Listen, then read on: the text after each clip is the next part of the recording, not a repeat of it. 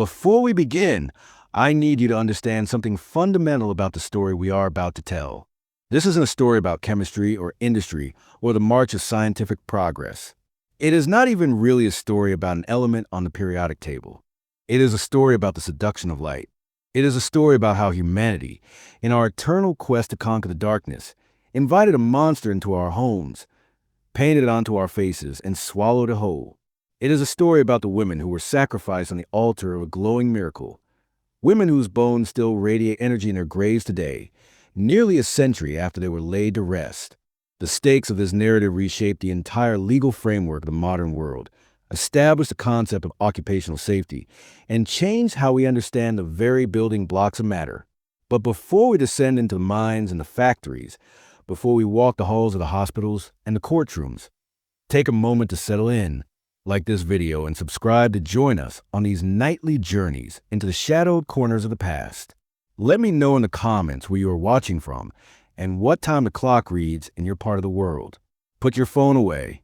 Silence the distractions of the modern day. Let's begin. Our story begins not in a factory in New Jersey, but in the primordial darkness of the Earth itself. Since the cooling of the planet, billions of years ago, a silent, invisible energy had been trapped within a rock, waiting for millennia. Civilizations rose and fell, empires expanded and collapsed, and all the while, deep within veins of pitchblende and uranite, the atoms were decaying, spitting out energy in a process that no human eye could see and no human mind to comprehend. The ancients knew of strange rocks that caused sickness, of mines where the air seemed heavy and cursed, but they had no language for radiation. They had no concept of the half-life. To the miners of the Erzgebirge Mountains in Germany during the Middle Ages, the sickness that claimed their lungs was a work of goblins or malevolent spirits dwelling in the stone. They called the rock pitchblende, or bad luck stone, a waste product that got in the way of the silver they sought. For centuries, this waste was discarded, thrown onto spoil heaps, its true power lying dormant. It wasn't until the twilight of the 19th century that the lock on this Pandora's box was broken. The year was 1896. In a laboratory in Paris, a physicist named Henri Becquerel was experimenting with uranium salts. He was looking for a connection to X-rays, which had been discovered just months prior. In a serendipitous accident, a moment of chance that would dictate the fate of thousands, Becquerel left his uranium salts in a drawer on top of a photographic plate wrapped in black paper. The sun did not shine in Paris for several days, and he assumed his experiment was a failure. But when he developed the plate, he found it fogged by strong, dark outlines. The rock was emitting its own energy without the aid of the sun. It was a light that came from within. Anna Marie and Pierre Curie. In a drafty, leaking shed that had once been a dissecting room for a medical school, this husband and wife team began the arduous task of hunting down the source of this energy. The conditions were miserable. It was freezing in the winter and stifling in the summer. They boiled down tons, literally tons, of pitchblende waste, stirring the cauldron with iron rods that were as heavy as the researchers themselves. They were searching for a trace element, something hidden within the uranium. In 1898, they found it. They isolated a new element, one that was millions of times more radioactive than uranium. They named it radium, from the Latin radius, meaning ray. It was beautiful. That was the first thing everyone noticed. It wasn't just a scientific curiosity. It was an aesthetic marvel. In the dim light of their laboratory, the test tubes containing the radium salts glowed with a faint, ethereal blue luminosity. Marie Curie would later write about the joy of entering the laboratory at night and seeing the feebly luminous silhouettes of the bottles and capsules, like faint fairy lights. It was a romantic, magical discovery. But they did not know that the fairy light was a death ray. They carried tubes of it in their pockets. Pierre strapped a vial to his arm to see what it would do to his skin. It left a burn that took months to heal. They were the first pioneers, and they were the first victims. But the world did not see the danger. It only saw the miracle. As we move into the early 20th century, a fever gripped the medical and industrial world. This new element seemed to be the source of life itself. It produced heat without burning fuel. It produced light without electricity. If it could burn away cancer cells, which early experiments showed could, What else could it do? A logic took hold, a dangerous, flawed logic. If radiation kills bad cells, surely it must stimulate and energize good cells. The radium era had begun. By the 1910s, radium was the most valuable substance on Earth. It sold for roughly $120,000 per gram, millions in today's currency. It was more precious than gold, more sought after than diamonds. And because it was so expensive, it was marketed as the ultimate luxury. We see the rise of a terrifying consumer culture. There was radium water, sold in ceramic jars called revigators, that were lined with radioactive or promising to cure arthritis, impotence, and old age. There was radium chocolate. There were radium suppositories, radium toothpaste to make teeth shine, and radium cosmetics to give the skin a youthful glow. The element was hailed as liquid sunshine. The darkness of the past, the age of gaslight and coal, was over. The atomic age had arrived early, and it was bottled and sold in pharmacies. However, the most lucrative application of this new wonder element was not in medicine, but in warfare and timekeeping. As the world plunged into the chaos of the Great War in 1914, the demand for luminous dials skyrocketed. Soldiers in the muddy trenches of the Western Front needed to see their watches in the dark without striking a match that would draw sniper fire. The solution was a special paint, a mixture of radium salts and zinc sulfide. The radium broke down, spitting out alpha particles that struck the zinc, causing continuous, self-sustaining glow. It was called undark. This demand created a new industry, and with it, a new kind of workforce. In the bustling industrial towns of New Jersey, Illinois, and Connecticut, factories sprang up to meet the military contracts. They needed delicate hands to paint the tiny numbers on the tiny dials of wristwatches. They needed artists. They needed women. The first chapter of our tragedy truly begins here, in the studios of the United States Radium Corporation in Orange, New Jersey. It was 1917. The pay was excellent. 3 times what a girl could make working on a factory floor or as a seamstress. It was clean work. It was artistic work. The girls who were hired were young, many of them teenagers, full of life and ambition. They were the daughters of immigrants, Italian and Irish families who saw this job as a ticket to the American dream. There was Grace Fryer, intelligent and politically active. There was Catherine Schaub, a dreamer who wanted to be a writer. There were the Maggia sisters, Molly and Quinta. They sat in rows at long wooden tables, surrounded by the dust of the miracle element. The atmosphere in the studio was one of camaraderie and joy. The girls felt lucky. They were working with the most expensive substance on Earth. And inevitably, the dust got everywhere. It settled on their hair, their clothes, their skin. When they walked home at night, they glowed. They were known around town as the Ghost Girls. It was a badge of honor. They would wear their best dresses to work, so that the radium dust would settle on the fabric, making them shimmer at the dance halls on Saturday nights. Some painted their nails with the radium paint. Some even painted their teeth to surprise their boyfriends with a glowing smile in the dark. But there was a technique, a specific instruction given by their supervisors, that would seal their fate. The brushes used to paint the tiny numerals on the watches were made of camel hair. After a few strokes, the bristles would spread, losing their fine point. To fix this, the girls were taught a technique called lip dip paint. They would put the brush between their lips to sharpen it to a point, dip it into the glowing green sludge, paint a number, and then repeat. Lip, dip, paint. Lip, dip, paint. Hundreds of times a day. When the girls asked if the paint was harmful, they were assured by the managers and the scientists in front office, men who wore lead aprons and handled the radium with tongs, that it was perfectly safe.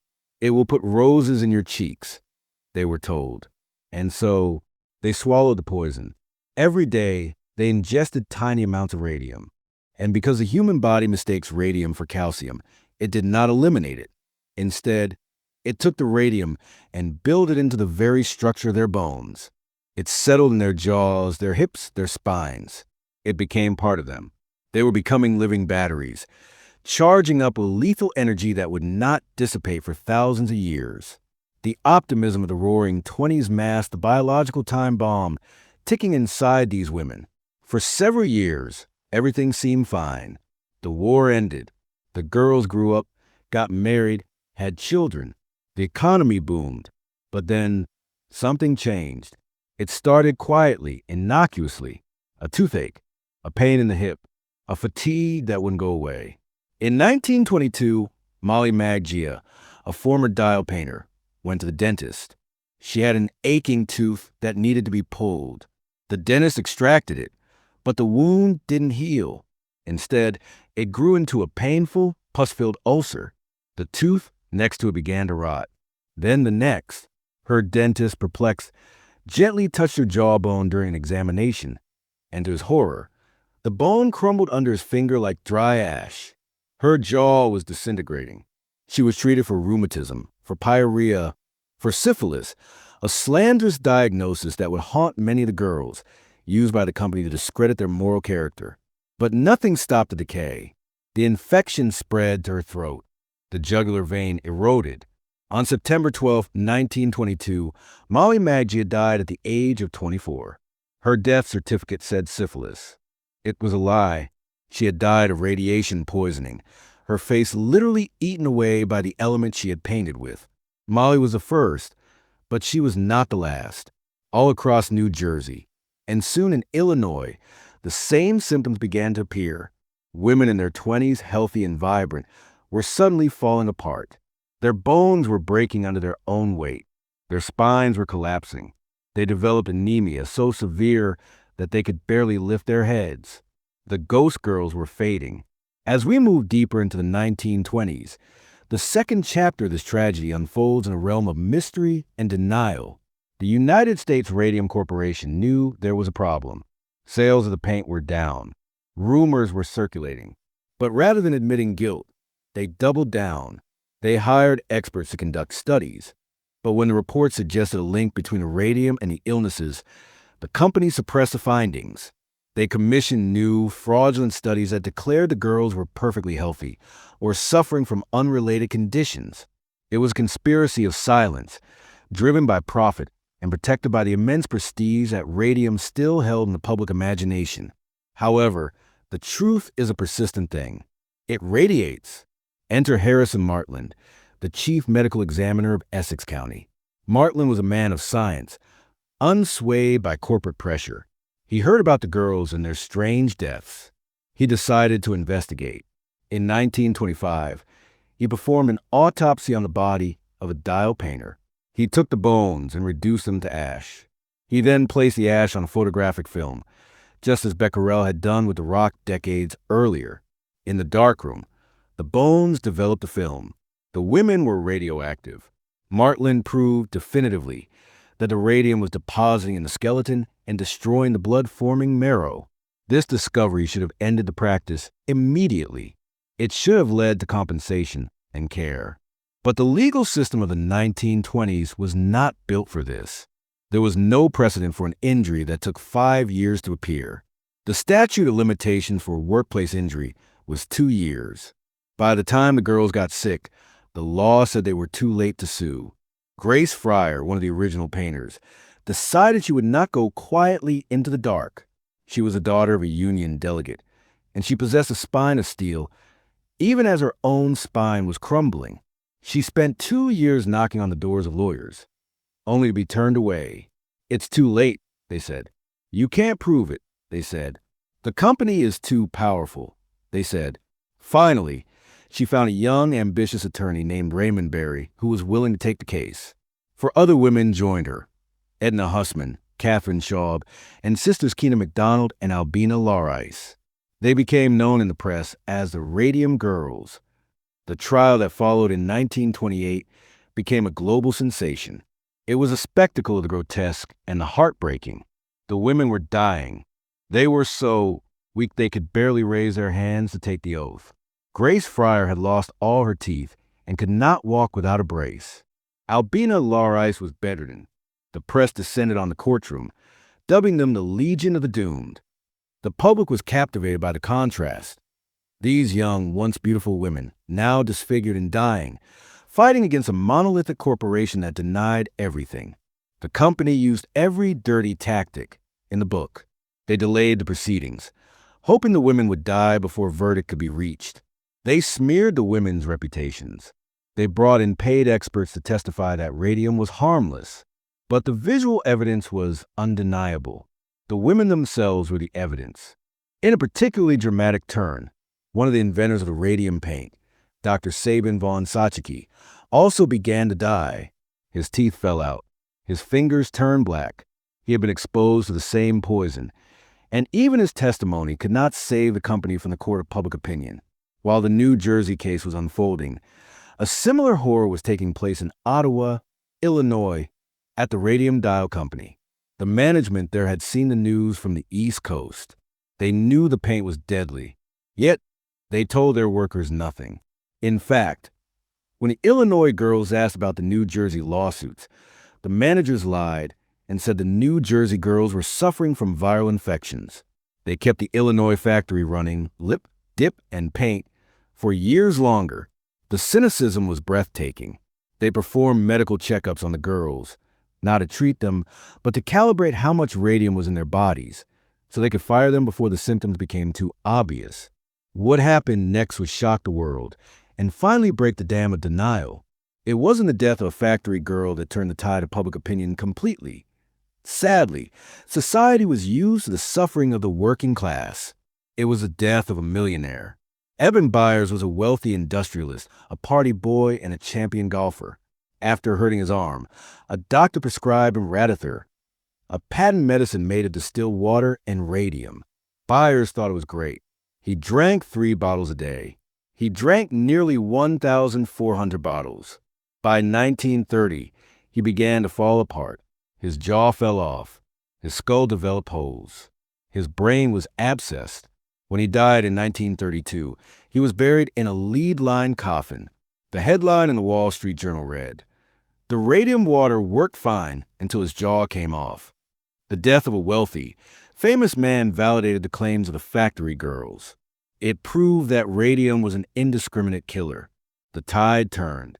The legal battles in Illinois, led by a brave woman named Catherine Donahue, dragged on into the late 1930s.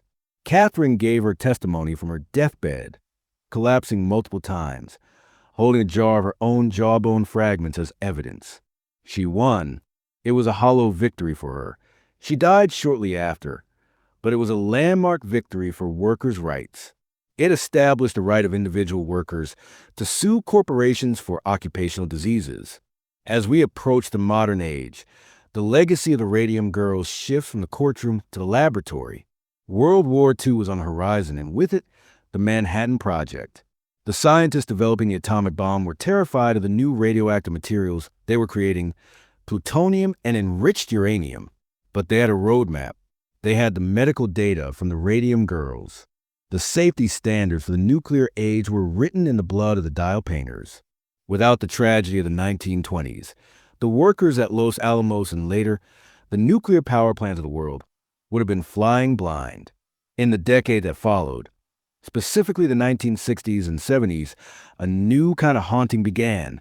The factories were long closed, the companies bankrupt or rebranded, but the buildings remained. In Orange, New Jersey, and Ottawa, Illinois, the old studios have been converted into meat packing plants, offices, and even apartments. People noticed that film stored in these buildings would fog up. Geiger counters brought near the sites would scream. The buildings themselves were radioactive. The very wood of the floors, the plaster of the walls, had absorbed the dust. The U.S. government had to step in. The Environmental Protection Agency declared them Superfund sites. It took millions of dollars and decades of work to dismantle the structures. They had to be taken apart brick by brick and shipped to hazardous waste facilities in the desert. In some cases, they found that filled dirt from the factories had been used to build playgrounds and fill in backyards of residential homes. The footprint of the poison was much larger than anyone anticipated. And what of the girls themselves? Their story didn't end with their deaths. In the second half of the 20th century, the Center for Human Radiobiology at Argonne National Laboratory began a massive project to study the long-term effects of radium. They exhumed the bodies of the dial painters. It was a macabre but necessary task. When they opened the coffins, they found that the women's skeletons were still glowing. The radium had a half-life of 1,600 years. Even in death, they were burning. These studies provided the gold standard for radiation protection that we use today. Every X-ray technician, every nuclear plant worker, every patient undergoing radiation therapy owes their safety to the measurements taken from the bones of Grace Fryer, Molly Maggia, and their sisters. Today, we still grapple with the legacy of this luminous tragedy. We live in a world defined by the invisible forces of the atom. We have harnessed the energy that killed the girls to power cities and treat cancers, balancing on the knife edge between miracle and disaster. The legal precedents set by their cases are the bedrock of the Occupational Safety and Health Administration, or OSHA. The idea that an employer is responsible for the long-term health of their employees, that they must disclose the dangers of the materials used, is a direct inheritance from the courtroom battles of the 1920s. Yet, the story is also a reminder of the fragility of truth in the face of profit. It serves as a warning about the miracle cures of our own time, the untested technologies we rush to embrace, the voices of the vulnerable that are silenced by the powerful. The Radium Girls were not scientists. They were not politicians. They were not soldiers. They were young women who wanted to help their families and paint a little beauty into the world. They were betrayed by the very people who were supposed to protect them. As we close this chapter of history, consider the irony of their immortality. They sought to make watches that would shine in the dark, to tell time when the lights went out. In doing so, they became timeless themselves. They are still shining, 6 feet underground, their bones tracing the outline of lives cut short. They are the sentinels of the atomic age, whispering a warning from the grave. The story continues in the regulations that protect us, in the Geiger counters that monitor our world, and in the memory of the light that killed. The darkness is never truly empty. It is full of history, full of lessons, and sometimes full of a faint green glow. Sleep well, and remember that even the brightest lights can cast the longest shadows. The second chapter of our story takes us deeper into the illusion, into the years when the light was not yet a threat, but a promise. To understand the tragedy of the dial painters, we must first understand the world that created them. We must immerse ourselves in the radium crazes of the early 20th century. It is difficult for us, looking back to the lens of history and Geiger counters, to truly grasp the sheer, unadulterated optimism that surrounded this element. It was not merely a scientific discovery. It was a cultural phenomenon that bordered on religious ecstasy. In the years following the First World War, science had replaced magic in the public consciousness, yet it functioned in much the same way. People wanted miracles. They wanted to believe that the future would be brighter, healthier, and more vibrant than the smoky, coal-stained past. Radium was a physical embodiment of this hope. It was rare, it was mysterious, and it was undeniably powerful. The fact that it glowed, that it produced its own light, was seen as proof of its life-giving properties. The logic was simple, seductive, and fatally flawed. Darkness is associated with death and decay. Light is associated with life and energy. Therefore, radium must be liquid life. This belief system spawned an industry of quackery and luxury that is almost impossible to believe today. Let us walk through the aisles of a high-end pharmacy in 1920. Here, on the shelf, sits a jar of radioactive. The packaging is elegant, gold lettering on a dark bottle. It promises to cure the tired businessman. It claims to reinvigorate the endocrine system. It is simply distilled water laced with radium-226 and radium-228. It was expensive, a status symbol drank by the elite in private clubs. Further down the aisle, we find the beauty counter. For the modern woman of the Jazz Age, radium was the secret to eternal youth. There were creams like Do Radia, a French cosmetic line that became a sensation. The advertising posters featured a woman's facelift from below, glowing with an eerie, beautiful vitality. The cream promised to tighten pores, eliminate wrinkles, and give the skin a healthy luminosity. There were radium bath salts, which turned the bath water into a radioactive spa, meant to soothe the nerves and cure insomnia. A cruel irony, given that radiation poisoning would later rob so many asleep. But the obsession went deeper than vanity. It entered the home. There were patents filed for radium-lined sandboxes for children.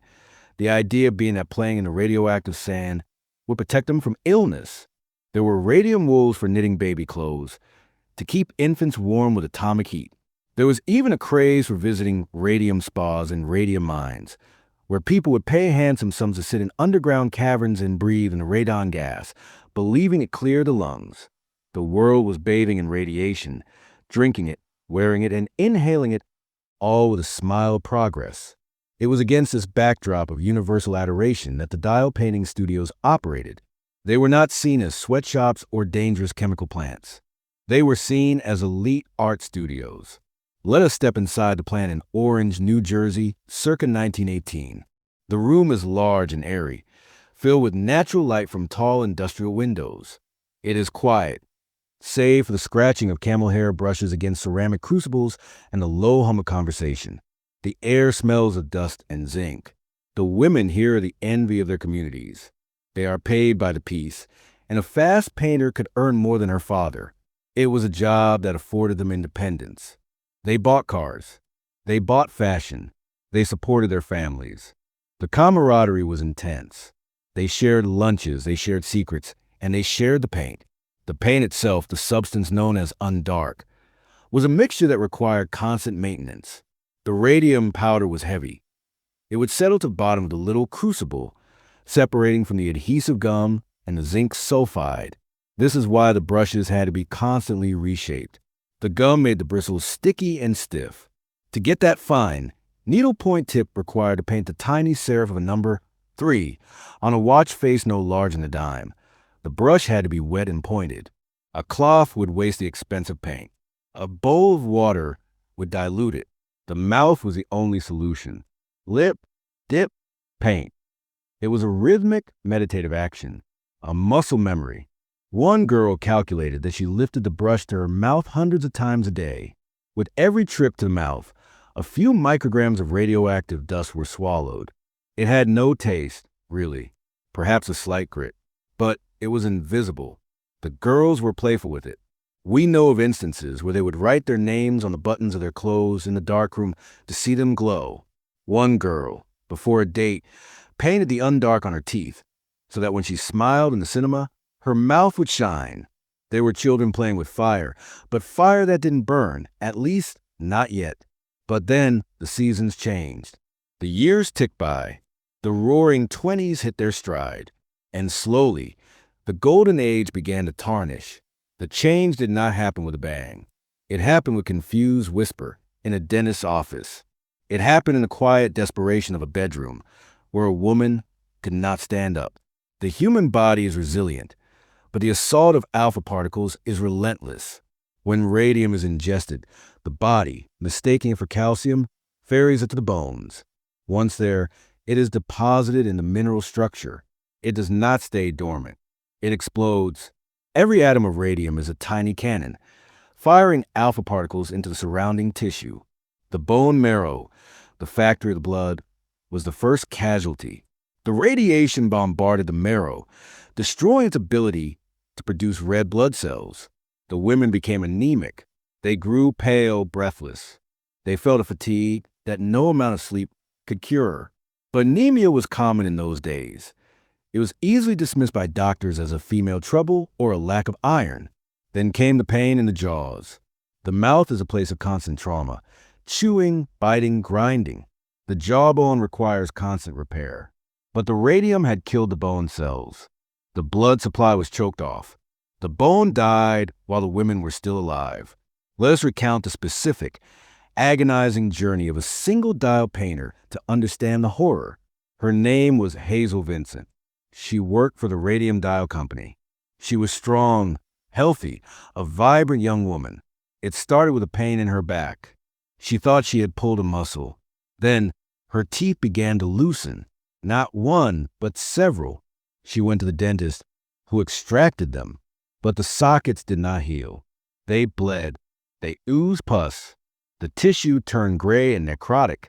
Hazel visited doctor after doctor. One told her it was pyorrhea.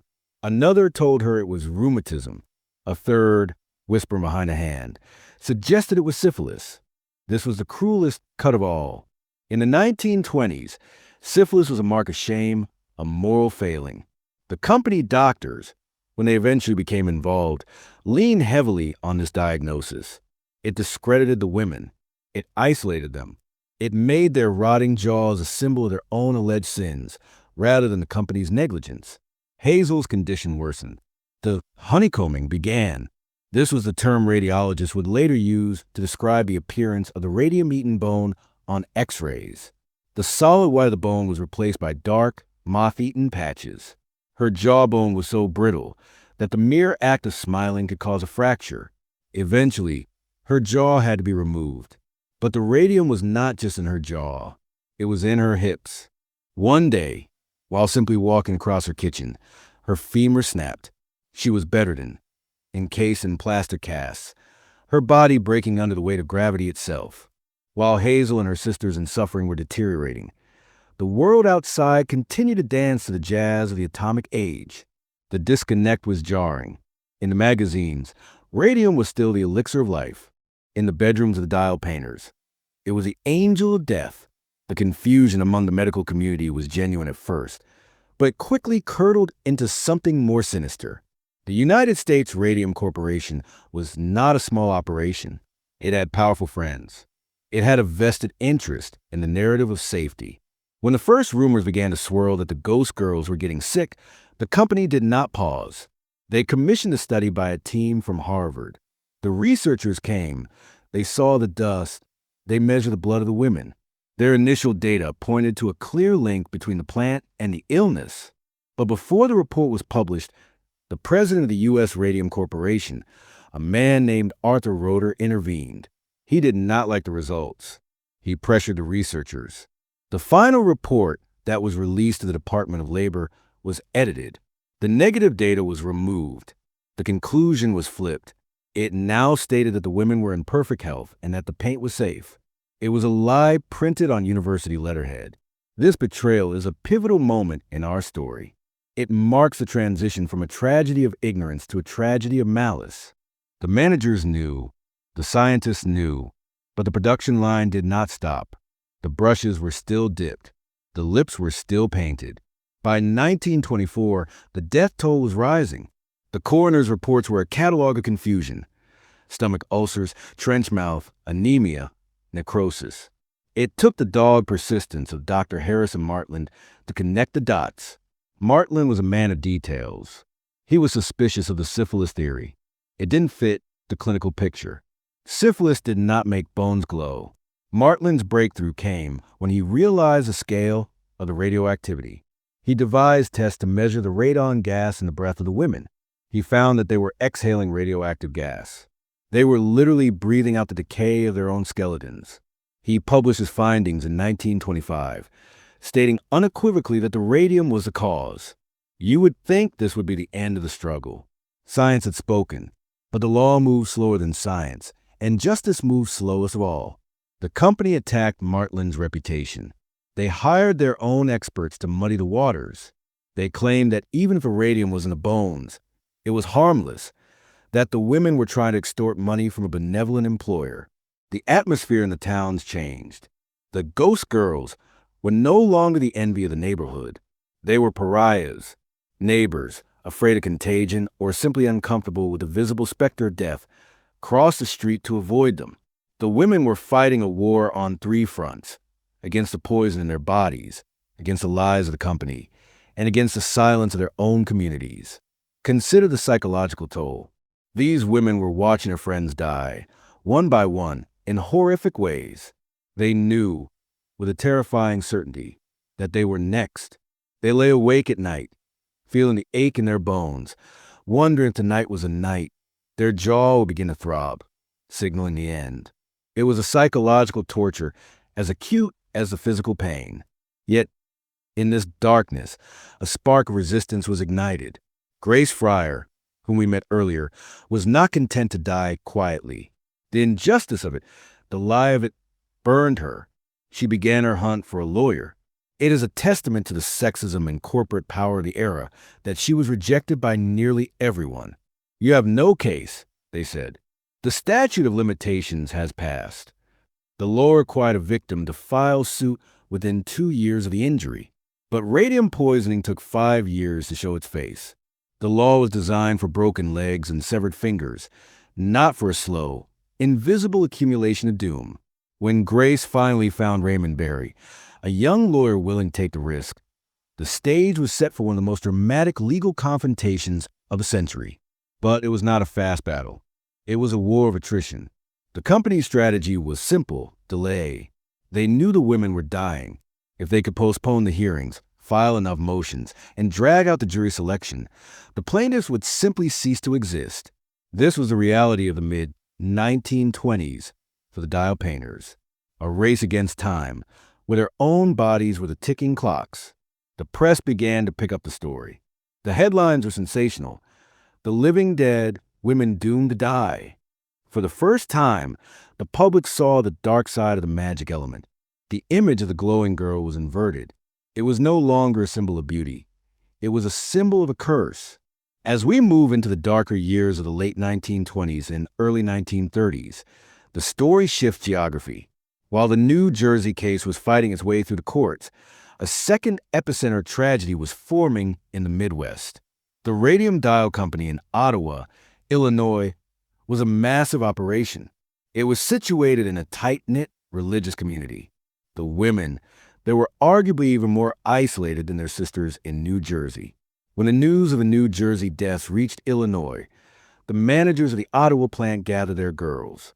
They stood on the factory floor, surrounded by the dust of the undark, and they lied. They told the girls that the New Jersey workers had used a different kind of paint. They said the Illinois paint was safe. They said the New Jersey girls were immoral, that they had died of riotous living.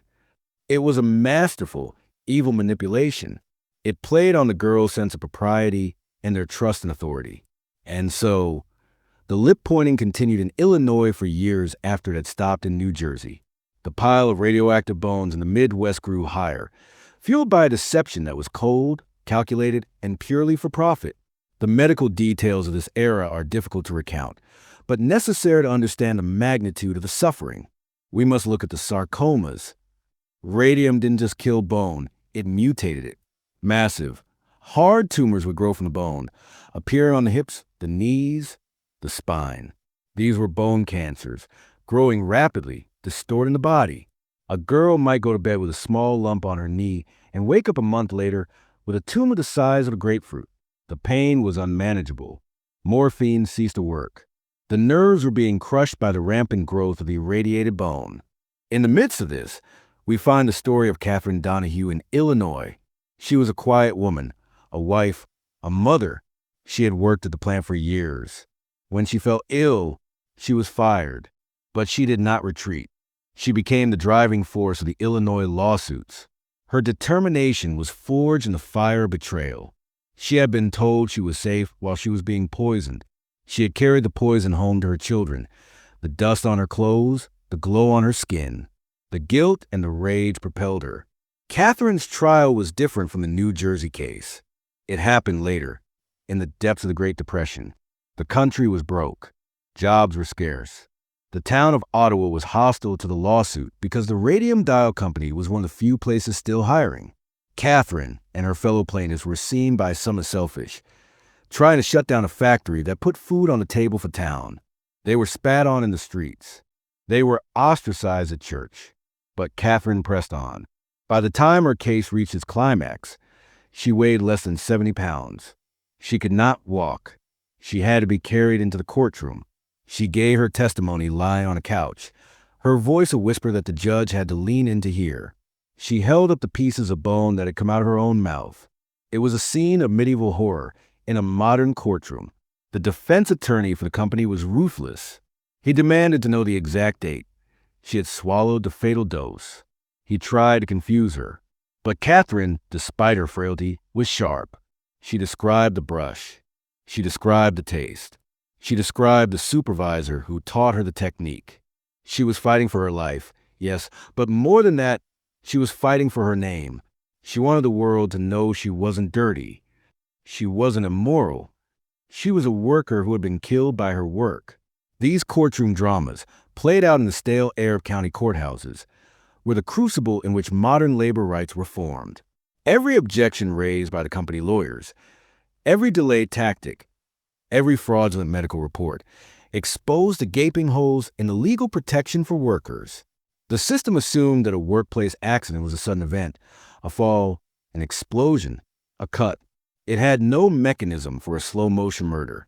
The Radium Girls were forcing the world to rewrite the definition of injury. While the legal battles raged, the medical mystery deepened. Doctors began to realize that the radium was not just in the bones. It was affecting the DNA. Although they didn't understand genetics fully at the time, they saw the effects. Women who had been dial painters and later had children were terrified. They worried about the health of their babies. Would the poison pass through the womb? The anxiety was a constant companion. There were also the living ghosts. These were the women who had high body burdens of radium but had not yet developed the crippling symptoms. They lived with a sword of Damocles hanging over their heads. They knew they were radioactive. They could trigger Geiger counters. They waited for the pain to start. This psychological state, the anticipation of doom, was a unique form of suffering that the dial painters endured. They were walking distinct from the rest of humanity, marked by an invisible brand. As the 1930s drew to a close, the radium craze finally died. The revogators were thrown into the trash. The cosmetics were pulled from the shelves. The death of Eben Byers and the publicity of the trials had finally broken the spell. But the radium remained. It was in the soil of the factory sites. It was in the bones of the survivors. It was in the watches on the wrists of millions of soldiers and civilians. The transition to the 1940s brings a strange twist to our narrative. The world was at war again. The need for luminous dials was higher than ever. Airplanes, tanks, ships, they all needed instruments that could be read in the dark. But this time, things were different. Because of the sacrifice of the Radium Girls, the new workers were protected. They wore safety gear.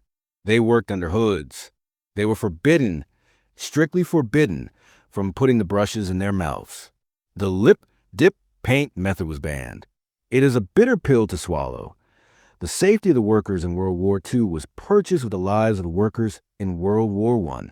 The knowledge of how to handle radiation safely, which would become crucial for the Manhattan Project and the development of the atomic bomb, was not derived from theoretical physics alone. It was derived from the autopsies of Molly Maggia, Hazel Vincent, and Catherine Donahue, the scientists at Los Alamos, building the weapon that would change the world, consulted the medical data of the dial painters.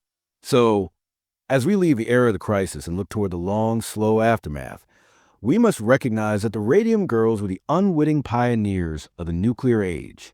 They were the canaries in the coal mine, but the coal mine was the entire 20th century. Their suffering was the raw data that allowed humanity to coexist, however uneasily, with the power of the atom. The third chapter of their story is one of silence and science.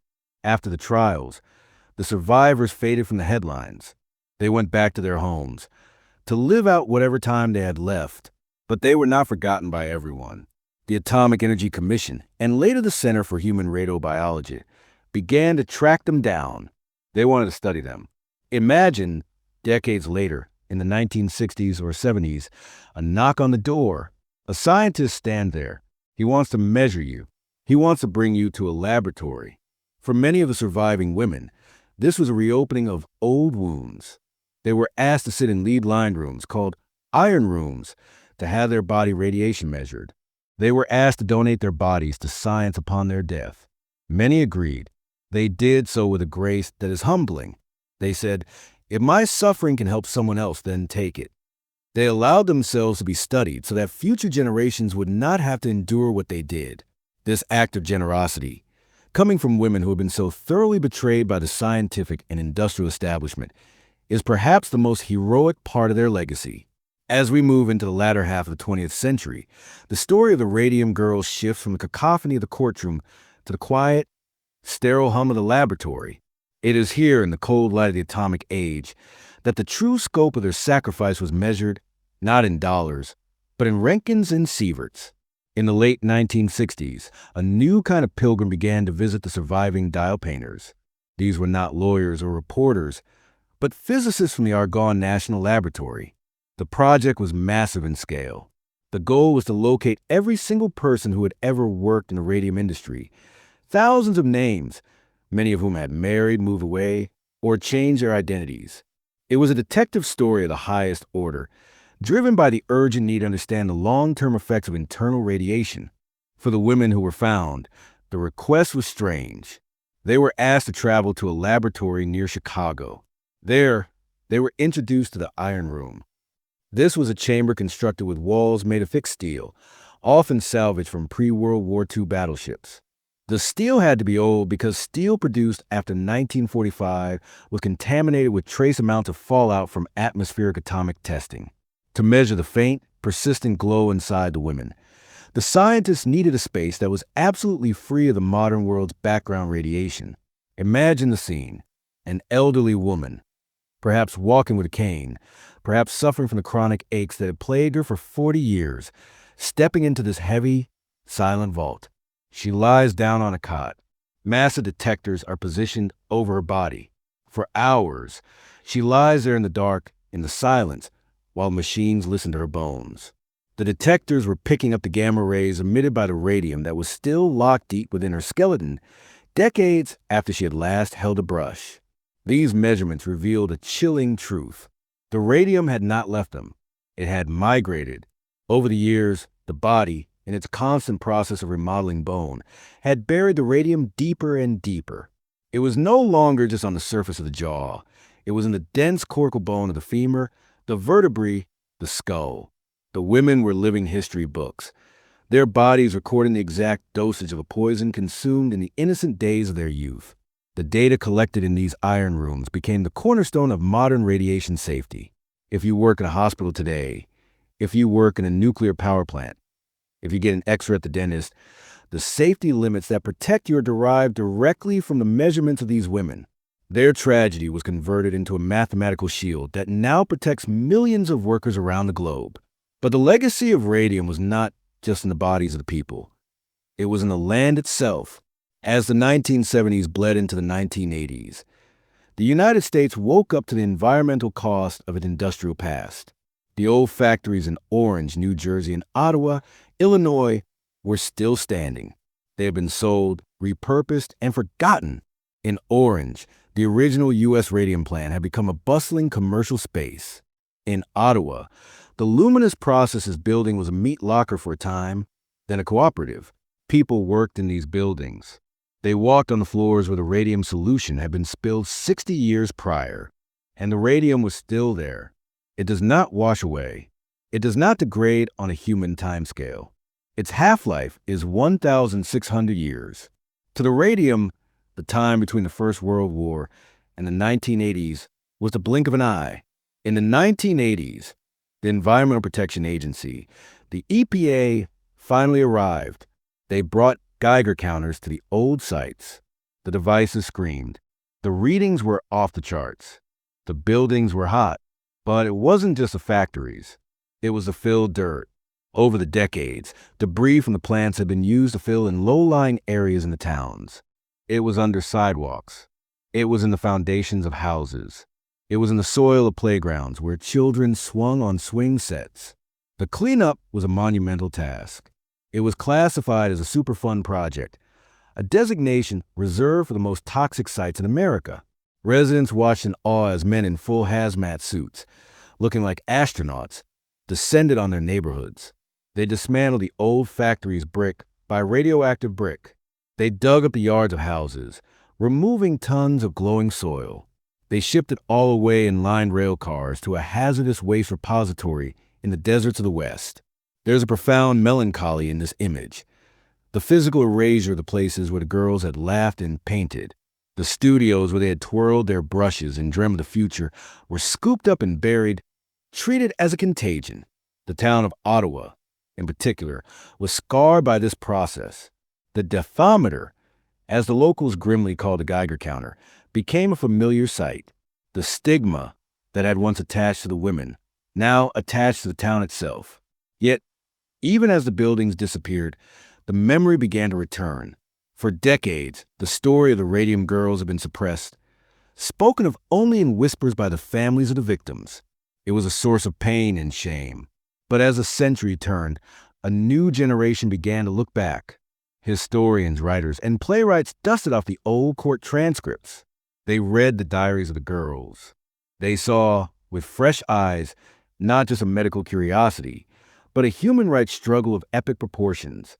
The story was no longer about loose women or syphilis. It was about corporate manslaughter. It was about the courage of Grace Fryer and Catherine Donahue. Monuments were erected.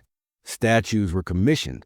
In Ottawa, a bronze statue of a young woman, holding a paintbrush and a tulip, now stands as a memorial. She looks toward the site of the old factory, frozen in eternal youth, but this time, the metal does not glow.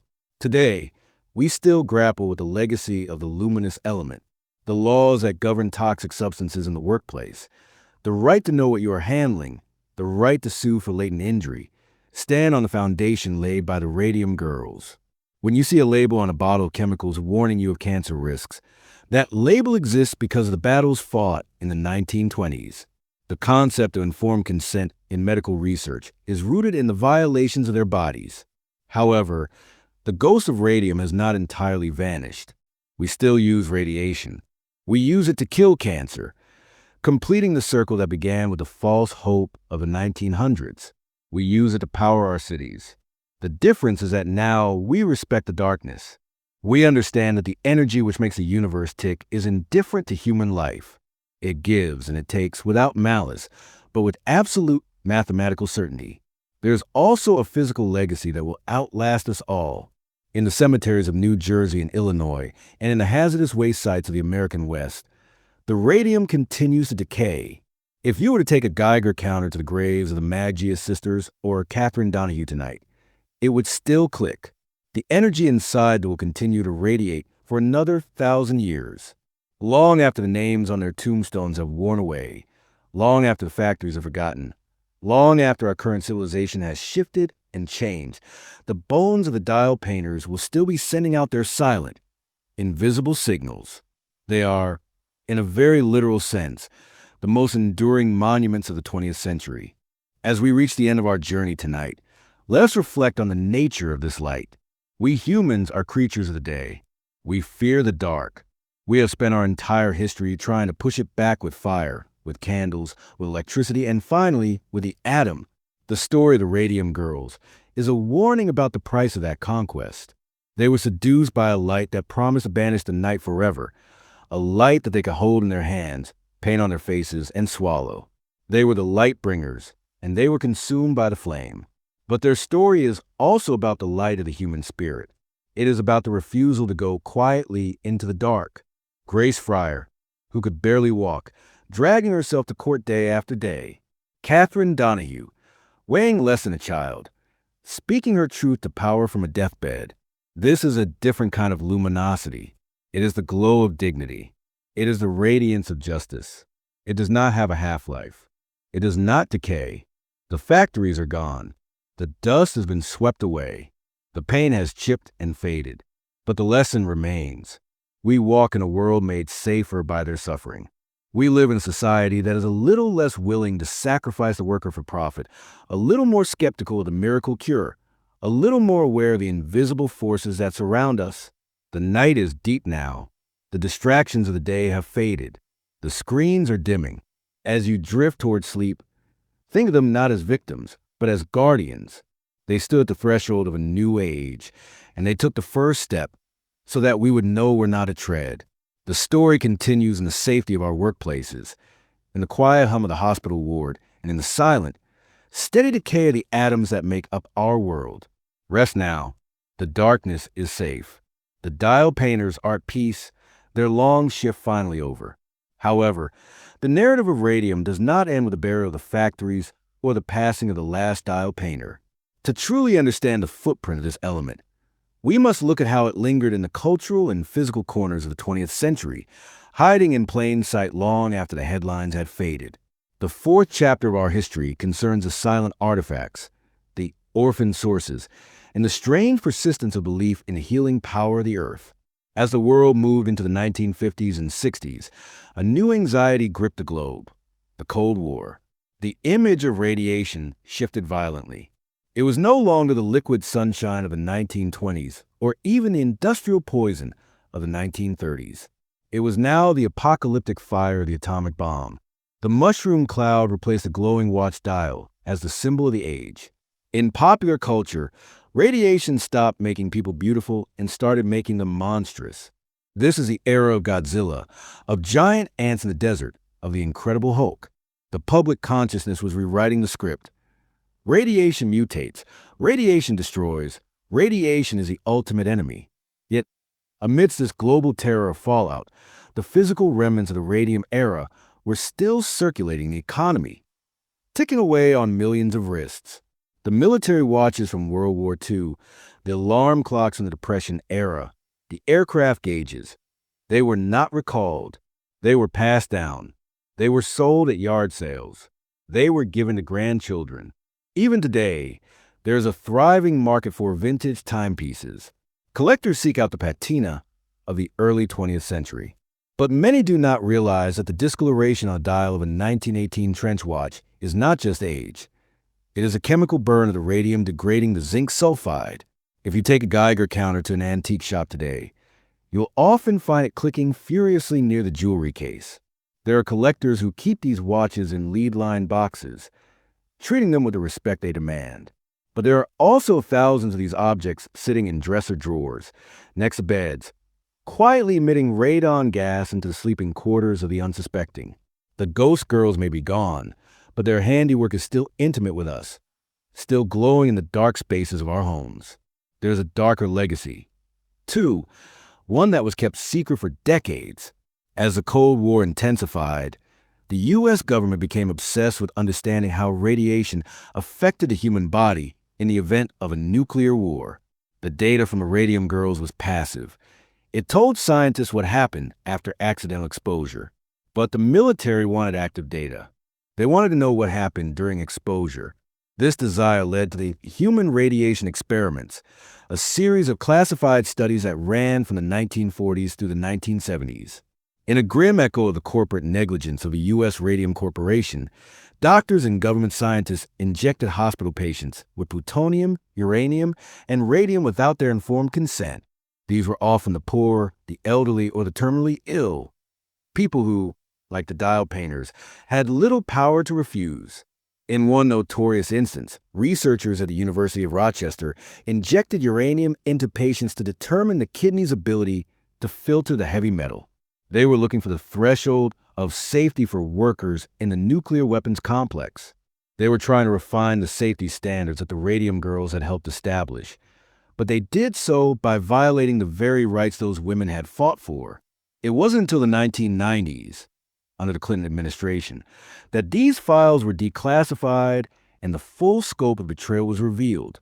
It serves as a stark reminder that the lesson of the dial painters, that human beings must not be used as disposable components in the machine of progress, is a lesson that must be relearned by every generation. But perhaps the most baffling aspect of the radium story is that despite everything, despite the jawless faces, despite the lawsuits, despite the atomic bombs, the belief in the healing power of radiation never completely died. It went underground, literally. We travel now to the mountains of Austria, to the town of Bad Gastein. Here, in the 21st century, the radium craze is still alive. The town sits atop a network of tunnels that were once gold mines. The mines are hot. The air inside is thick with radon gas, and the temperature is stifling. Yet, people flock here. They are not miners. They are tourists. They are patients. This is the Gastein Healing Gallery. Every year, thousands of people suffering from arthritis and other inflammatory diseases ride a small train deep into mountain to sit in the radioactive darkness. They believe, as the Victorians did, that low doses of radiation stimulate the immune system, a controversial theory known as hormesis. It is a direct lineage to the revigators and Radithor of the 1920s. While modern science is skeptical and safety regulators are wary, the tradition persists. It is a testament to the eternal human desire for a cure, a willingness to embrace the dangerous element, if it offers even a sliver of hope for relief from pain. There are similar places in the United States. In the hills of Montana, there are radon health mines, Old uranium workings where people pay to sit and breathe the air. Walking into one of these mines is like stepping back in time. The walls are lined with testimonials, handwritten notes from visitors claiming that the radiation cured their lupus, their Lyme disease, their chronic fatigue. It is a quiet, dusty subculture, a place where the fear of radiation is replaced by a reverence for it. It creates a strange dissonance to think of the dial painters dying for want of safety, while a century later, people pay to expose themselves to the same forces. As we approach the present day, the fifth chapter of our story brings us to a place of redemption. The element that killed the girls has been tamed, refined, and turned against our greatest enemy, cancer.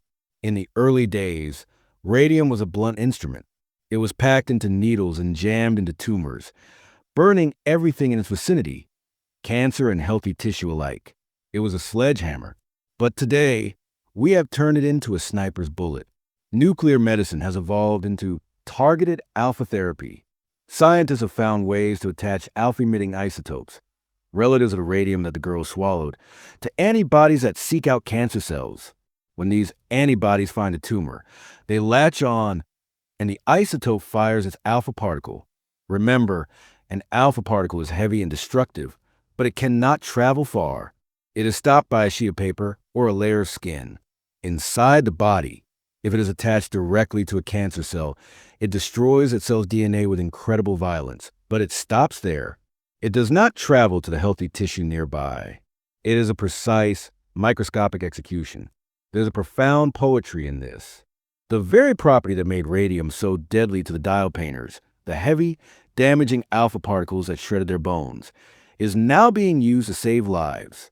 The lip dip paint technique introduced the poison to the bone. Now, we use complex chemistry to introduce the medicine to the tumor. We have finally learned how to handle the fire without burning down the house. This medical evolution is the true legacy of the Radium Girls. It is not just that their deaths led to safety goggles and lead aprons. It is that their deaths forced us to understand the biology of radiation. We had to learn how it moves, where it settles, and how it kills in order to learn how to make it heal. Every patient who goes into remission because of a radiopharmaceutical treatment owes a debt to the women of the 1920s. And what of the law? The legal precedent set by Catherine Donahue in Illinois reverberates in every courtroom where a worker stands against a corporation. Before the Radium Girls, the concept of occupational disease was weak and undefined.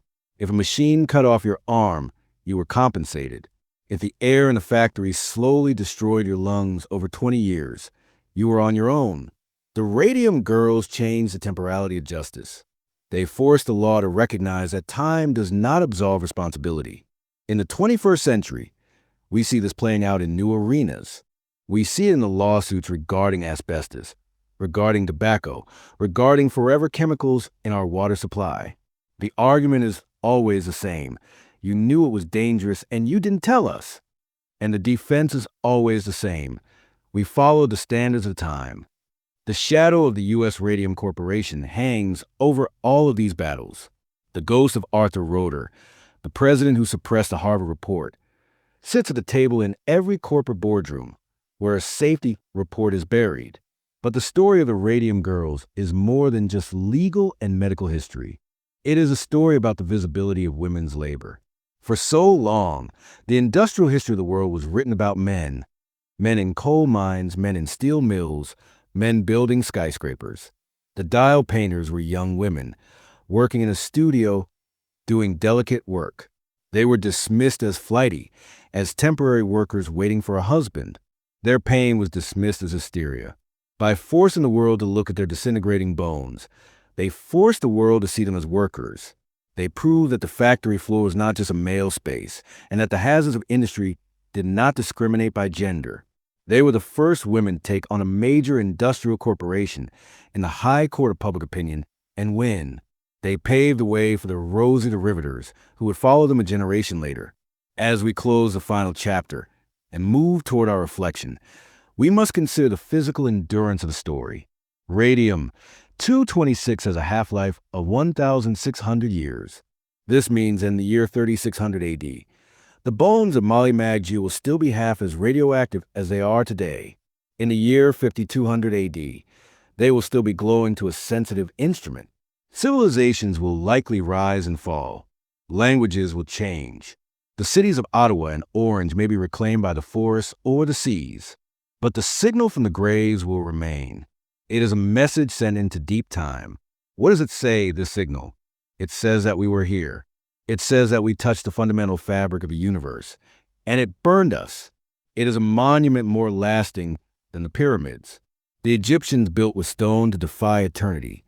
The dial painters were built into eternity by the elements they ingested.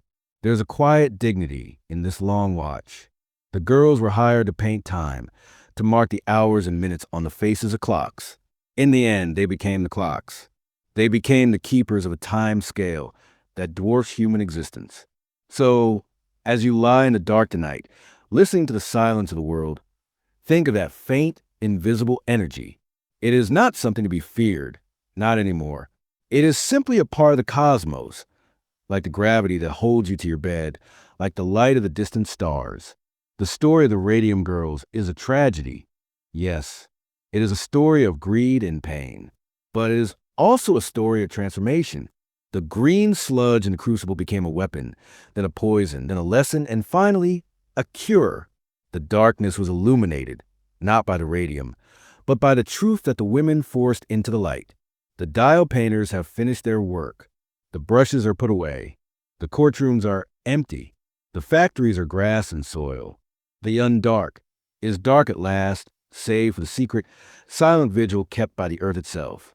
We leave them now in the care of history. We leave them to their rest, which they earned 1,000 times over. The struggle is finished. The pain is gone. Only the memory remains, bright and undying. The story continues in the dreams of a safer world. Good night.